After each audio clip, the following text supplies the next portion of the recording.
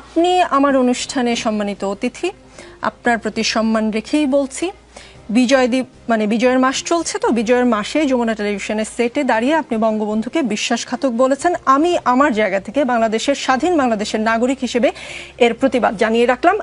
আপনাকেও বলে দেই সেটি বঙ্গবন্ধু না, আপনার কাছে হতে পারে। শুনেন, আপনি উপস্থাপক, আগে আমাকে শেষ করতে দেন না।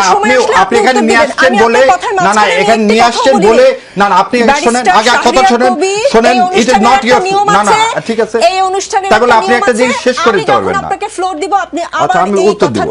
ঠিক আছে, ঠিক আছে। এই অনুষ্ঠান কিভাবে চলবে সেটা আমি না, এটা বলবেন না, এটা স্বৈরাচারী কায়দা, এটা স্বৈরাচারী। আমরা আমন্ত্রিত অতিথি মানে হচ্ছে ভগবান, ভগবানকে আপনাকে সম্মান করতে হবে। আপনি এই কথা আগেও বলছেন একদিন, আপনার অনুষ্ঠান বলে কিছু নাই। না, আপনার অনুষ্ঠানে আমি আসিনি।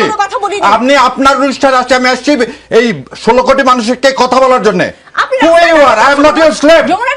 না, আমি যমুনা টেলিভিশনে আমন্ত্রণে এসেছি, আপনার অনুষ্ঠানে না।